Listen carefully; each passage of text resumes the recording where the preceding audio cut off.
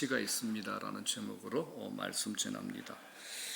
지금부터 대략 20년 전 2000년 5월 미국의 테네시주의 커다란 들판에 50대 중반의 한 설교자가 서 있었습니다.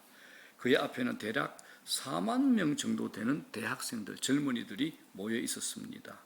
그날 약간 쌀쌀한 기온에 바람도 좀 세차게 불었고 마침 보슬비까지 내리고 있는 터라 학생들이 들썩거리며 산만해지기 시작합니다. 설교자가 당황을 하죠. 한 손으로 마이크 붙잡고 다른 한 손으로 설교 원고를 누르고 있는데 설교를 시작한 지 몇 분이 지나지 않아 돌풍이 불어서 설교 원고가 관중 속으로 날아가 버렸습니다. 설교가 제대로 될 수가 없었습니다. 그때 이 강사가 설교자가 잠깐 마음으로 기도합니다. 주님, 이 순간 제가 얼마나 부족함을 느끼는지 당신은 아십니다. 그래서 당신의 아주 특별한 기름 부으심과 도우심을 구합니다 라고 이렇게 기도를 합니다. 그리고 이제 설교를 이어갑니다. 3주 전 우리 교회는 루비 엘리어슨과 로라 에즈워즈가 아프리카의 카메룬에서 죽었다는 소식을 들었습니다. 루비는 80 나이가 넘도록 평생 홀로 지낸 분입니다. 그녀는 한 가지 일에 위대한 인생을 다 쏟았습니다. 예수 그리스도를 미전도 종족들과 가난한 자들과 병든 자들에게 알리는 일을 했습니다. 그리고 그와 함께 있는 로라 에즈워즈는 과부고 의사입니다. 이분도 80이 가까운 나이였는데 카메룬에서 루비 곁에서 그녀가 하는 일을 잘 도와주었습니다. 그런데 이들이 며칠 전에 이동 중에 자동차의 브레이크가 고장나 절벽 아래로 떨어져 둘은 즉사했습니다. 저는 우리 교인들에게 물었습니다. 이것이 비극일까요? 그때 그 자리에 있던 수만 명의 대학생들이 한 목소리로 대신 이렇게 대답을 했습니다. 아니요 라고 대답했습니다. 설교자가 이렇게 화답을 했습니다. 그것은 영광이었습니다. 그리고는 말을 잇습니다. 저는 이제 여러분에게 비극이 무엇인지 말씀드리려고 합니다. 그러면서 리더스 다이제스트의 한 페이지를 읽기 시작합니다. 리더스 다이제스트는 이제 젊은 분들은 모르겠는데 조금 나이가 있는 분들은 아실 겁니다. 굉장히 유익하고 좋은 책입니다. 자, 리더스 다이제스트의 한 페이지를 이런 내용을 읽습니다. 밥과 페니는 동부 지역에서 하던 일을 그만두고 5년 전에 일찍 은퇴했습니다. 밥은 59세, 페니는 51세입니다. 그들은 은퇴 후에 남부의 플로리다에서 살고 있는데 좋은 고기잡이 배를 사서 몰고 다니면서 여행을 즐기며 조개를 수집하고 있습니다.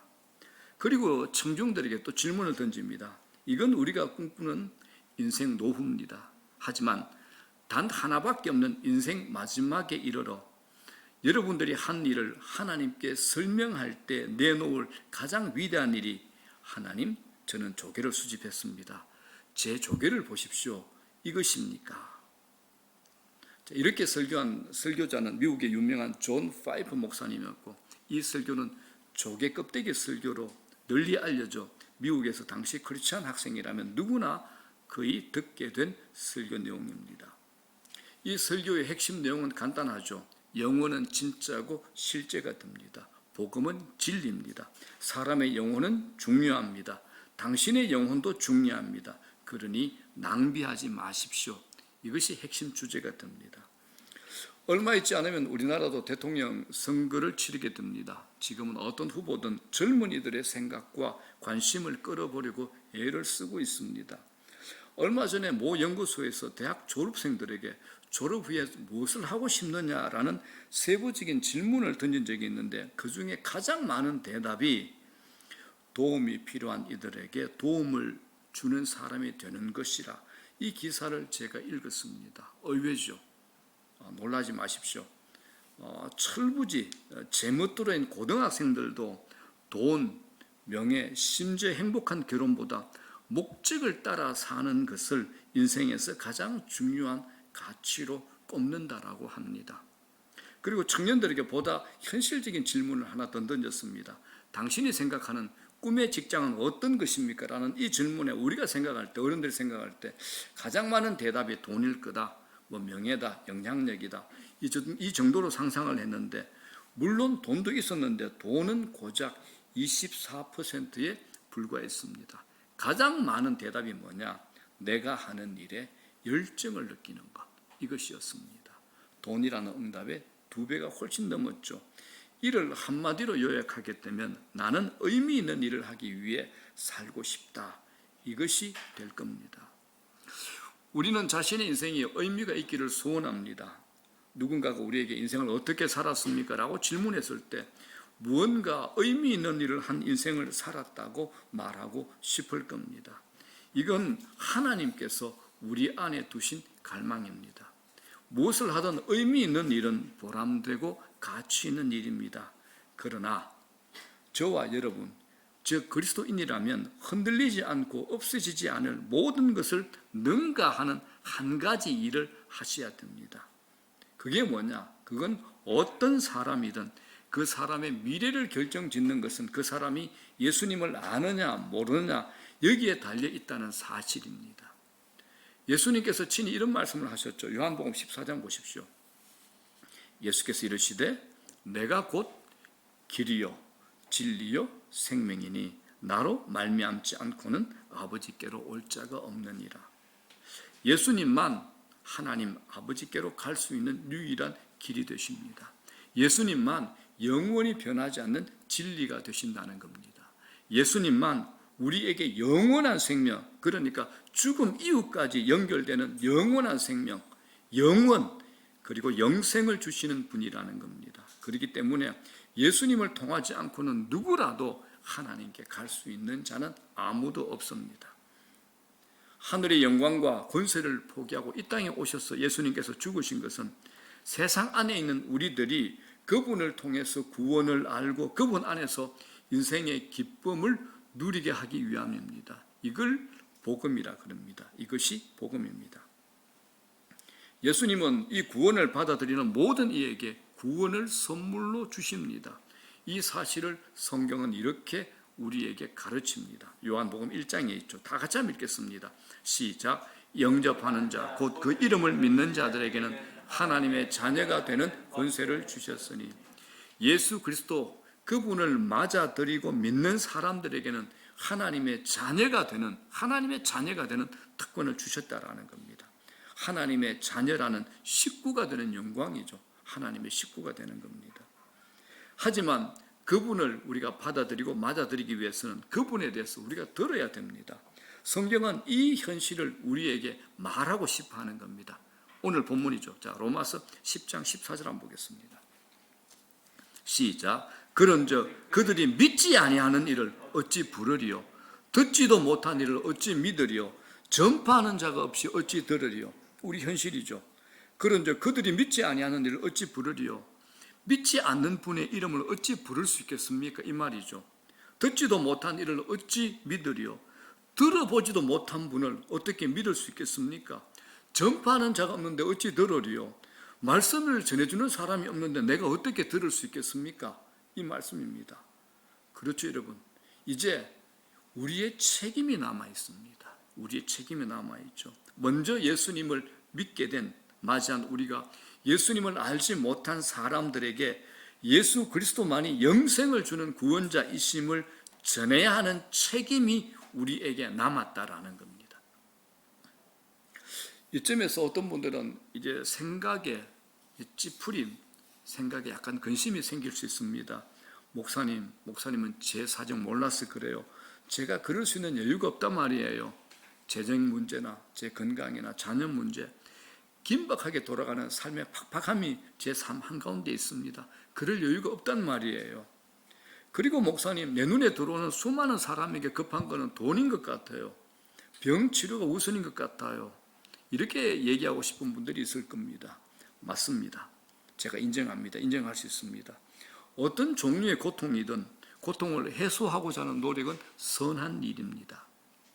그러나 우리가 진지하게 관심을 가져야 할 최악의 고통이 뭐냐? 바로 영원한 고통입니다. 영원한 고통입니다. 이 땅에서의 고통 끔찍하죠. 그래도 한계가 있습니다. 영원하지는 않습니다. 그러나 예수를 모르고 맞이하게 될 고통은 죽음 이후에도 계속되는 끔찍하고 영원한 고통이라는 겁니다. 여러분, 지옥의 저주가 어떤 곳입니까? 영원한 고통입니다.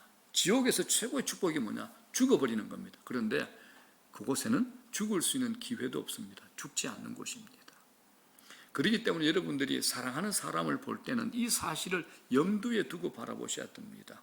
그래서 성경은 이 사실을 여러 곳곳에 자주 우리에게 강조하는 겁니다. 신약 성경 안에 가장 대표적인 세 분이 있죠. 예수님, 그리고 사도 바울, 베드로가 우리에게 이 마음을 전하고 싶은 겁니다. 자, 먼저 예수님의 마음입니다. 마태복음 9장이죠. 다 같이 읽겠습니다. 시작. 무리를 보시고 불쌍히 여기시니 이는 그들이 목자 없는 양과 같이 고생하며 기진함이라. 예수님께서는 구원을 모르고 방황하는 무리를 보시고 불쌍히 여기는 마음, 고생하며 기진하는 것처럼 보이는 그게 주님의 마음이라는 겁니다. 자, 바울의 마음입니다. 로마서 9장입니다. 다 같이 시작. 내가 그리스도 안에서 참말을 하고 거짓말을 아니하노라. 나에게 큰 근심이 있는 것과 마음에 그치지 않는 고통이 있는 것을 내 양심이 성령 안에서 나와 더불어 증언하노니 나의 형제 곧 골육의 친척을 위하여 내 자신이 저주를 받아 그리스도에게서 끊어질지라도 원하는 바로라. 이겁니다.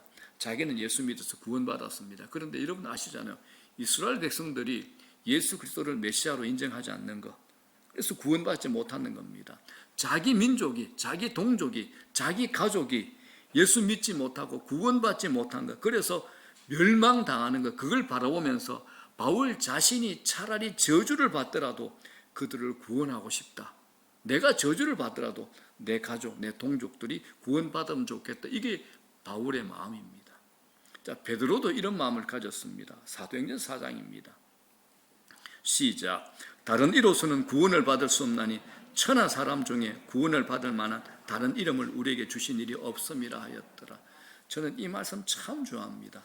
기독교는 아주 선명합니다. 단 한 줄이죠.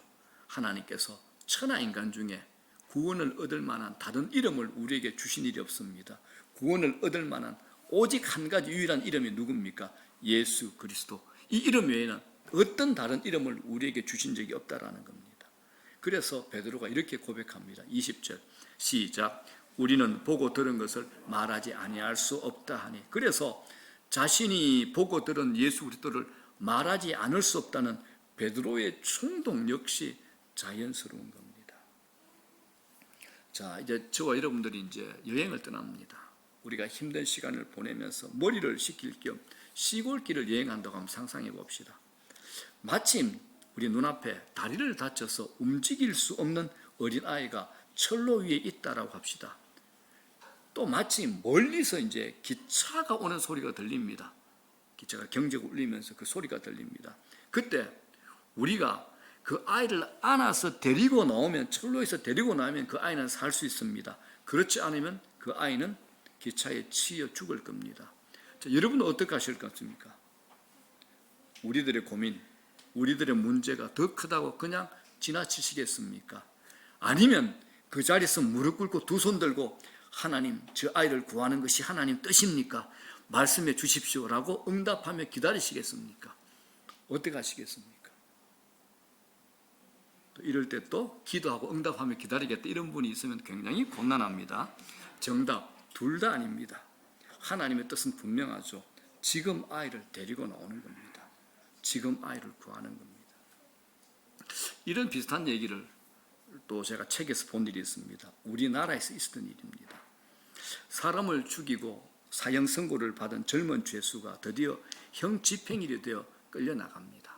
이분은 아닌데 보통 사형수들이, 예수 믿지 아니하는 사형수들은 사형날 당일을 자기들이 직감을 한답니다. 그래서 교도관이 부르면 문을 나올 때 직감을 하고 한 두세 걸음 걸어가면 그 자리에 주저앉는답니다. 주저앉고 그 자리에서 소변을 갈기고 그 자리에서 설사를 하는 분도 있고, 너무 큰 죽음에 대한 압박, 스트레스 때문에 그 악랄한 사람들이 정신을 못 차리는 거죠.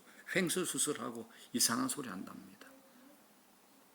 자, 이 사람은 아닙니다. 이 사람 예수 믿게 된 사람인데 사형 선고를 받게 된 젊은 죄수가 형 집행일에 대해서 끌려 나오는데 마지막으로 이제 형무소 소장과 검사가 동석한 자리에서 목사님이 그에게 할 말이 없냐고 물어봅니다.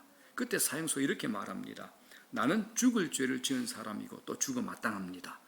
그러나 나는 감옥에 들어와 드디어 예수 그리스도를 알고 믿게 되었습니다. 나의 죄가 예수님의 십자가 앞에서 용서받은 것을 알았습니다.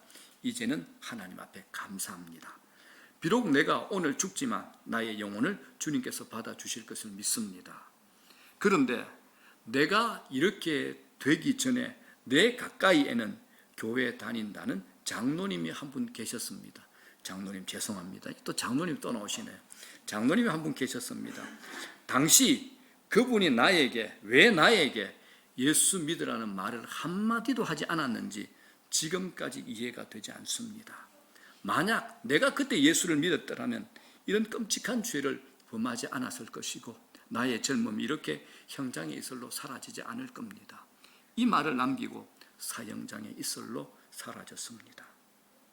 이 이야기는 여러분 우리 주변에서 수없이 죽어가는 영혼들을 태연스럽게 쳐다보는 그리스도인들인 우리에게 마치 빗으로 들리지 않습니까? 마치 빗으로 들리지 않습니까? 하나님의 뜻이 무엇인가 분명하십니까? 영혼 구원에 대한 하나님의 뜻은 분명합니다. 디모데서입니다. 시작. 하나님은 모든 사람이 구원을 받으며 진리를 아는 데 이르기를 원하시느니라. 모든 사람이 구원받기 원하시는 겁니다. 베드로후서 3장입니다. 다 같이 시작. 오직 주께서는 너희를 대하여 오래 참으사 아무도 멸망하지 않고 다 회개하기에 이르기를 원하시느니라. 이 말씀이 하나님 뜻입니다. 이것이 하나님 뜻입니다. 예수님을 모르는 사람을 우리가 바라볼 때 우리에게 주시는 하나님의 뜻은 분명합니다. 이 말씀 안에 담겨져 있습니다. 하나님은 모든 사람이 예수 그리스도가 구원이라는 복된 소식을 듣고 예수 그리스도를 받아들여 살아나기를 원하시는 겁니다. 하나님은 그 일을 이루기 위해서 그의 교회인 우리를 사용하고 계십니다. 자, 우리 모두는 살아가면서 죽기 전까지 꼭 해보고 싶은 우리의 소망이 몇 가지 있을 겁니다. 그걸 버킷리스트라 그러죠. 이 버킷이 뭐냐면 바게스입니다. 바게스 양동이죠. 버킷리스트는 킥드 버킷 해가지고 양동이를 차다 여기서 유래가 됩니다. 중세 시대에 자살을 할 때는 밧줄을 천정에 고정하고 그리고 그 밧줄을 자기 목에 감아가지고 양동이 위에 서 있으면서 그 양동이를 자신이 차버리면 어떻게 합니까? 죽는 거죠. 그 행위에서 유래됐다고 합니다. 이게 이제 버킷입니다. 죽기 전에 해보고 싶은 모험 같은 일들, 그걸 이제 버킷리스트라고 하는 거죠. 더 최근에는 이제 버킷리스트가 욜로로 이제 대체가 됐죠. 이게 뭡니까? 인생은 한 번뿐이야. You only live once. 이제 앞에 철자를 따가지고 욜로라고 그러죠. 이 땅 인생 한 번뿐이니까 내 삶 가득 채우고 모든 것을 경험해보고 살아야지. 바로 이런 의미가 됩니다. 자, 그런데 버킷리스트가 됐든 욜로가 됐든 우리에게 목표를 주고 자극을 주는 건 좋은 일입니다. 그러나 우리가 이 땅을 신자된 우리가 이 땅을 살아가면서 기준을 삼고 놓치지 말아야 될 게 하나 더 있습니다. 당신은 영원히 산다 이겁니다. 우리는 영원히 산다 이겁니다. You actually live forever 해가지고 앞에 한 글자 따가지고 옐퍼라고 합니다. 당신은 영원히 삽니다. 이게 진리입니다. 이 땅에서의 삶이 이 세상이 우리에게 제공할 수 있는 이 세상이 우리에게 제공하는 그것을 경험할 수 있는 유일한 기회는 아닙니다. 우리가 이 땅에서 다 경험해 볼 수 있는 게 아니라는 겁니다. 다른 세상, 주님이 예수 믿는 자들을 위하여 예비하신 세상, 천국이라는 다른 세상이 있다라고 성경은 우리에게 분명히 얘기하고 이걸 설명하기를 절개합니다. 자, 성경으로 확인해 보겠습니다. 요한계시록 21장 1절입니다. 다 같이 읽습니다. 시작. 또 내가 새 하늘과 새 땅을 보니 처음 하늘과 처음 땅이 없어졌고 바다도 다시 있지 아니하더라. 새 하늘과 새 땅입니다. 하나님이 만드신 이 세상은 주님이 오신 후에 이렇게 변합니다. 우리가 이 땅에서 경험하는 모든 것들이 우리의 상상을 초월하는 상상할 수 없는 더 좋은 모습으로 더 초월하는 모습으로 존재하게 될 거라는 겁니다. 이것이 새 하늘과 새 땅이 됩니다. 많은 사람이 천국 걸으면 아프지 않고 눈물 흘리지 않고 아쉬울 것 없이 여롭게 영원히 사는 정도로 생각합니다. 예수를 믿었던 성도들이 새하얀 구름 위에서 하프를 띵띵 켜고 맛있고 영양가 좋은 것을 먹고 마시며 편안히 쉬고 있는 그림을 천국 정도로 그립니다.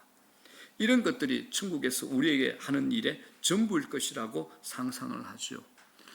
좋긴 할 겁니다. 그러나 지겨울 것 같죠. 스릴도 없고 자극도 없고 모험도 없는 무료할 것이라는 이런 생각을 우리가 가질 수 있습니다. 그런데 여러분, 천국은 이렇지 않습니다. 성경이 묘사하는 천국은 여러분들의 생각과 크게 다릅니다. 천국에 대해서 성경이 알려주지 않는 부분도 많지만 성경에서 알려준 부분만 따르더라도 이 땅에서 우리가 경험하는 것과 잽이 안 될 정도로 비교도 할 수 없을 만큼 상상을 초월하는 정도의 실제가 천국이라는 겁니다. 새하늘과 새 땅, 창조주 하나님께서 이 세상을 버리시는 것이 아니라 다시 만드는 겁니다. 모든 사람을 부활케 해서, 예수 믿는 우리 모두를 부활케 해서 새로운 몸을 입혀서 그곳에서 살게 되는 겁니다. 이게 이제 우리의 부활이죠. 우리의 몸은 반드시 부활합니다. 죄의 저주에서 벗어나 하나님의 영광으로 가득 차게 되는 겁니다. 자, 여러분, 하나님의 영광이 어떤 것인지 아십니까? 성경은 하나님의 영광을 간접적으로 아주 조금 이렇게 설명합니다. 하나님을 대면에 보았던 모세조차도 평생에 단 한 가지 소원이 뭡니까? 하나님의 영광을 보여주십시오. 하나님의 영광을 보여주십시오랍니다. 저도 이 소원과 동일합니다. 베드로가 변화산에서 주님의 영광을 맛본 후에 첫 마디가 뭡니까? 주님, 저 여기 있는 거 좋습니다.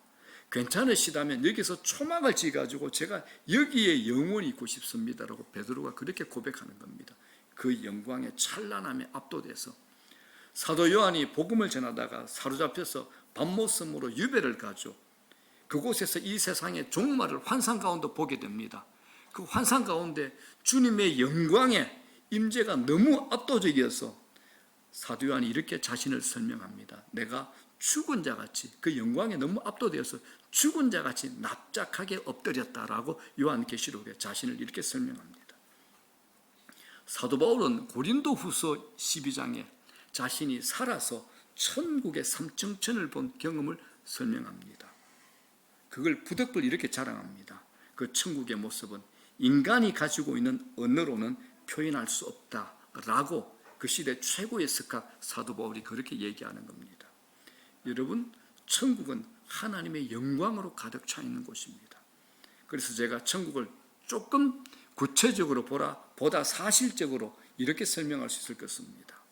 자, 보십시오. 모든 산과 강과 바다와 동물과 문화와 예술작품과 음악과 건축물과 태양계, 심지어 이 땅에서 내가 경험해 보지 못한 목숨을 걸고 모험하는 익스트림 스포츠까지도 영화된 형태로 우리를 기다릴 것일 겁니다.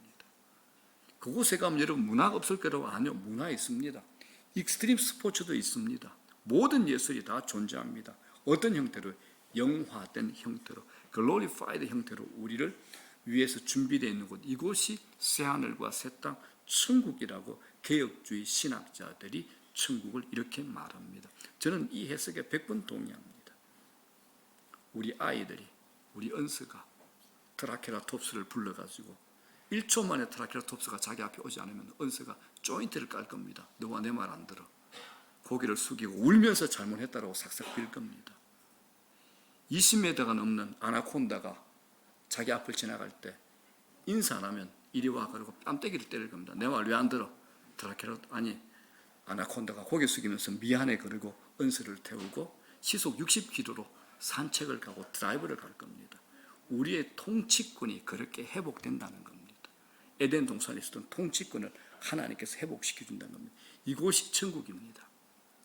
이걸 사도 요한은 뒤에 이렇게 다시 설명합니다. 사람들이 만국의 영광과 존귀를 가지고 그리로 들어가겠고, 만국의 영광과 존귀를 가지고 그리 들어가는 곳, 그곳이 바로 우리가 들어갈 곳입니다. 여러분, 그러므로 천국은 지루하고 맹숭맹숭할 틈이 없을 겁니다. 왜냐하면 그곳에서 우리는 문화의 최고봉을 경험하게 될 것이기 때문입니다. 제가 해보는 상상입니다. 물론 제가 증명할 수는 없지만 이 땅에서 여러분들이 너무 좋아하는 음식인데 몸에 해로워서 마음대로 먹지 못하는 음식이 있죠. 천국 가면 이로운 음식으로 바뀔 겁니다. 이로운 것이 될 겁니다. 그곳에는 아이스크림, 콜라, 초콜릿, 먹고 싶은 것을 마음대로 먹어도 허리가 늘어나지 않고 배가 나오지 않을 겁니다.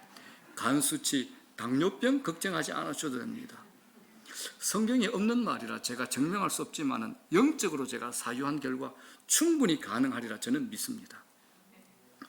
우리가 부활하면 육체적으로 무엇을 할 수 있을지 다 알 수는 없습니다. 그러나 부활하신 예수님을 보면서 어느 정도 힌트를 얻을 수 있죠. 부활하신 예수님의 몸은 날 수 있었습니다. 벽을 넘어서 걸어 다니셨어요. 그래서 제가 여러분들에게 권합니다. 저희 장로님 참 산 좋아하시는데 산을 좋아하시는 분들 에베레스트를 오르고 싶다는 마음이 있을 수 있습니다. 그러나 이제 나이도 드셨고 신체적인 에너지도 안 되고 또 돈도 또 많이 들죠.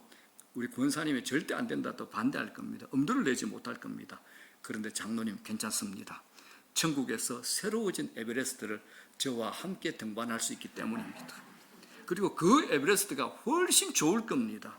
정상에 아주 쉽게 오르고 나면 저녁 식사는 유럽의 최고의 여행지 이탈리아의 토스카나, 그러니까 천국의 토스카나로 우리가 함께 날아가서 그곳에서 저녁을 먹을 수 있을 겁니다. 초월적 매력을 가진 이 천국을 사도 바울은 우리에게 이렇게 또다시 설명합니다.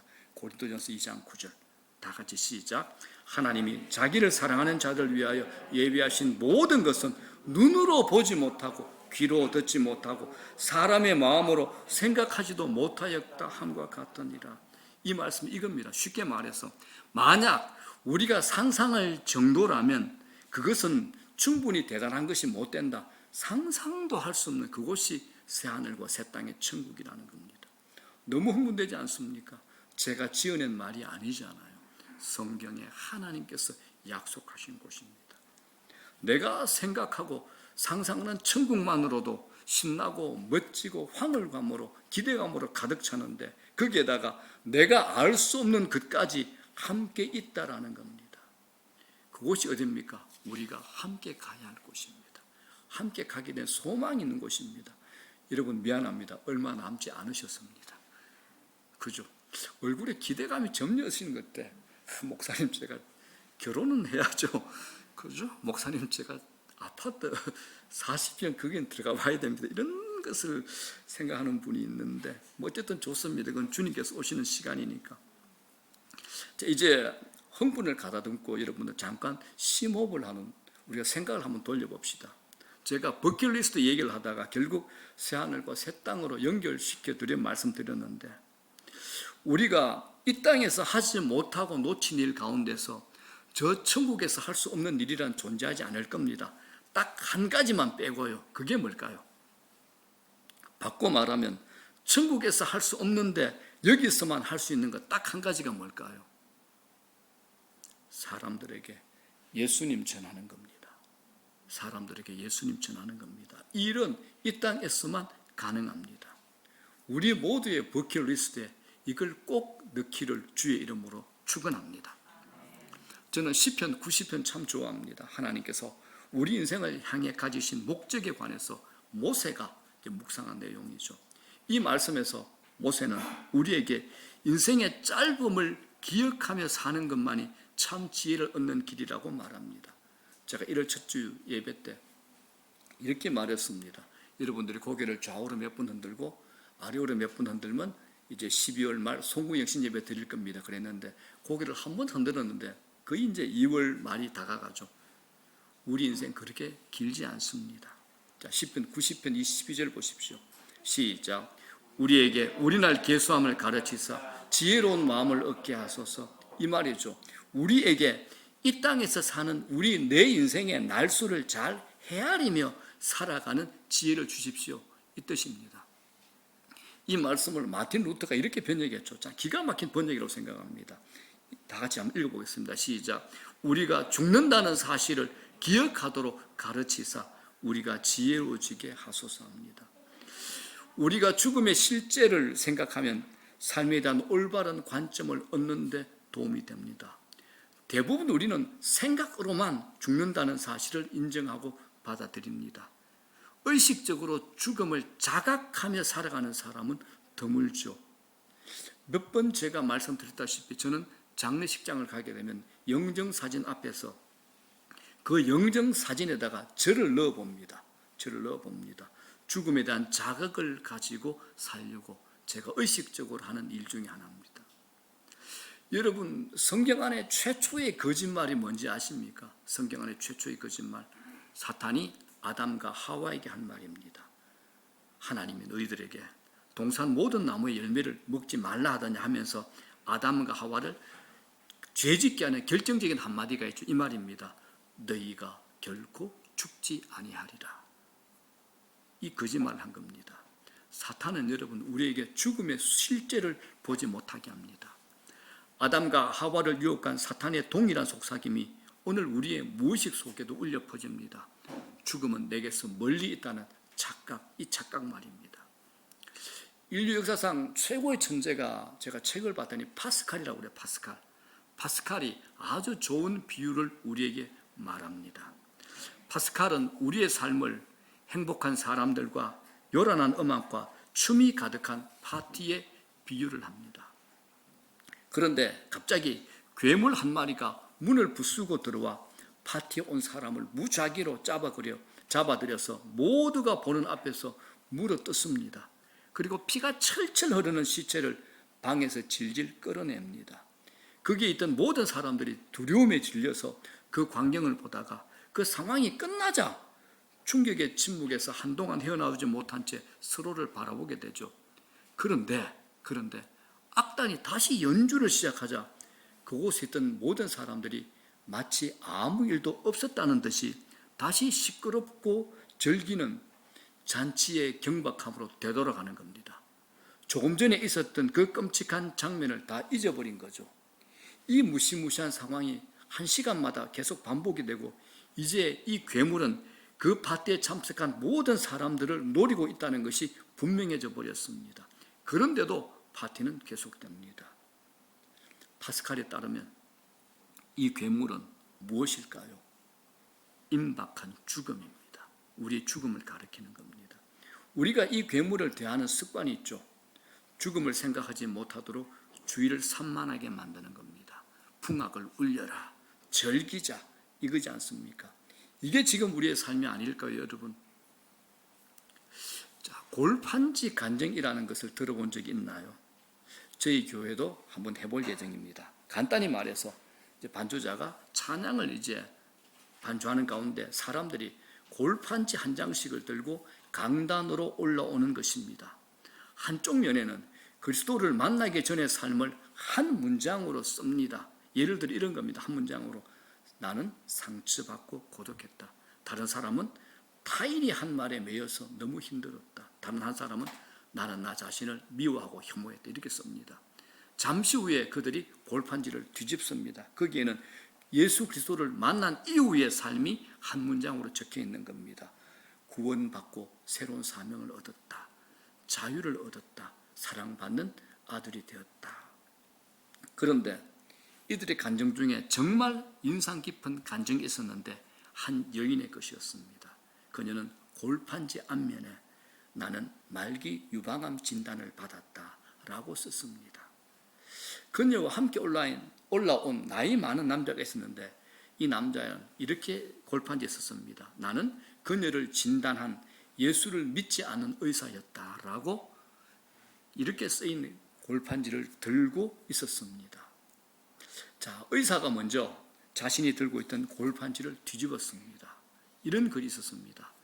그녀가 고통 가운데 보여준 기쁨을 통해 나는 그리스도를 알게 되었다. 믿게 되었다. 이번에는 옆에 있던 그녀가 유방암을 하던 그녀가 뒤집었습니다. 뭐라 썼습니까? 그럴 가치가 있다. 그럴 가치가 있다. 여러분 어떻게 하시겠습니까? 어떻게 하시겠습니까? 그럴 가치가 있는 그런 삶을 우리 모두 한번 살아보지 않겠습니까?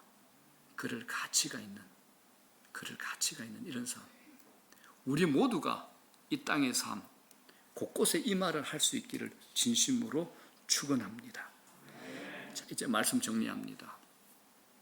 미국의 유명한 종교 역사학자 로드니 스타크가 예수님의 제자 사도들이 전 세계에 다니면서 복음을 전했던 1세기에 기독교 신자의 최대 추정치가 고작 7,500명 정도, 7,500명 정도라고 얘기합니다. 당시에 지역적으로 제자들이 넓게는 흩어졌으나 양적으로는 아주 미약한 공동체라는 겁니다. 그러다가 AD 312년이 됐을 때 기독교인의 수가 너무 늘어나서 로마 황제 콘스탄티누스가 정치적인 이유로 자신도 기독교인이 되기로 결정하고 로마도 종교를 기독교로 정합니다. 로마 제국의 절반이 넘는 사람이 이제 기독교인이 됐습니다. 자, 그렇다면 우리가 궁금한 게 있죠. 1세기 말과 312년 사이에 도대체 무슨 일이 일어나서 크리스찬들이 그렇게 늘어날 수 있었을까요? 어떻게 흩어져서 힘도 없었던 신자들의 수가 이렇게 증가를 해서 당시 전 세계를 통치하고 다스리던 최고의 권력자가 주의를 기울이고 자기가 그 종교를 받을 정도로 힘이 있는 종교가 되었을까요? 로드니 스타크는 이걸 베가의 법칙 덕분이라고 이렇게 설명합니다. 베가의 법칙입니다. 여러분 학교 다닐 때 우리를 아주 혼란스럽게 했던 애매한 수학 문제 생각날 겁니다. 제가 여러분들에게 물어볼게요. 여러분들에게 누가 매일 1,000만 원씩, 신나죠, 그죠?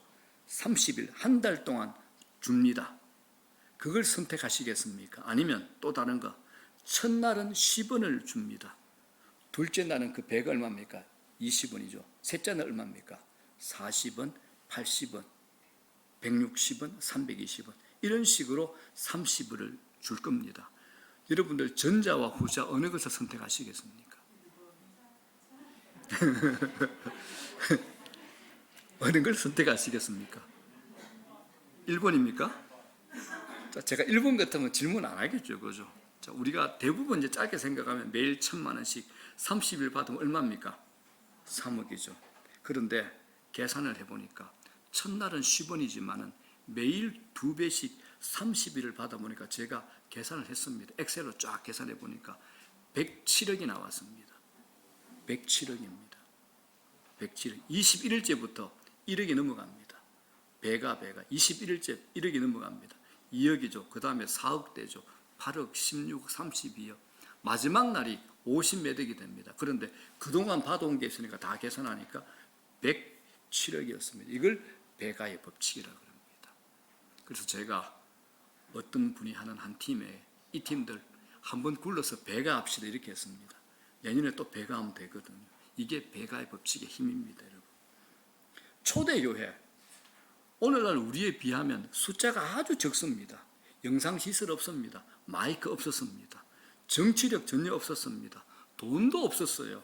그런데도 그들이 가지고 있었던 것은 모든 그리스도인들이 배가하도록 우리가 부름을 받았고 하나님께서 그렇게 할 수 있도록 직접 힘을 주신다는 사실을 명확하게 이해했기 때문에 그렇게 될 수 있었습니다. 그러므로 저는 이 시간 여러분 모두에게, 저를 포함한 우리 모두에게 제안합니다. 2022년은 우리 모두가 한 사람 이상 예수 그리스도를 믿도록 사랑하고 섬기고 인도하여 배가의 열매를 맺어보자는 겁니다. 어떻게 하시겠습니까? 제가 일부 예배 때는 손을 들도록 했습니다. 그래서 앞에 상금 성도님이 손을 안 들기를 손 들 때까지 기다렸더니 두 손을 번쩍 들었습니다. 자, 여러분들 손을 들어주십시오. 나도 배가 이 사역에 기쁨으로 참여하겠다. 손을 들어주시기 바랍니다. 시작. 자, 손을 들어주십시오. 자, 다 드셨습니다. 자, 손 내십시오. 자, 지방에 있는 분들에게 복음 전할 수 있습니다. 어떻게 해요? 전화로. 내 형은, 내 동생은, 내 친구는 지방에 있는데 전화로 하시면 됩니다. 저희 교회에 데리고 오지 않으셔도 됩니다. 가까운 좋은 교회에 다니도록 하셔도 됩니다. 예수 그리스도 믿게 해서 영혼의 생명을 얻게 하면 그것으로 된 겁니다. 그게 복음 전하는 겁니다. 그래서 사도 바울이 이 전도자의 기쁨이 어떤 것인가? 사도 바울이 기쁨으로 이렇게 고백합니다. 데살로니가전서 2장입니다. 시작. 우리의 소망이나 기쁨이나 자랑의 면류관이 무엇이냐? 그가 강림하실 때에 우리 주 예수 앞에 너희가 아니냐? 너희는 우리의 영광이요 기쁨이니라. 자, 여러분 한번 생각해 보십시오. 여러분들이 주님 앞에 섰을 때 최고의 상급, 영광의 면류관, 주님 앞에 자랑이 뭐냐? 여러분들이 복음 전한 그 사람이라는 겁니다. 그 사람이 여러분들의 최고의 상급, 영광의 자랑이라는 겁니다. 사도 바울이 그걸 얘기하는 겁니다. 내가 주님 앞에 섰을 때 내 영광의 면류관이 누구냐? 나를 통해서 예수 그리스도를 믿게 된 너희들이다. 너희들이 나의 영광이요 기쁨이다. 사도 바울이 이걸 고백하고 있는 겁니다. 저는 화미교회 우리 모두가 이 고백을 할 수 있게 되어 주님이 주시는 영광스러운 자랑의 면류관을 쓸 수 있게 되기를 주님의 이름으로 축원합니다. 이게 오늘 말씀의 주제 뭡니까? 그럴 가치가 있다. 그럴 가치가 있습니다라는 결론이 되는 겁니다. 함께 찬양합니다.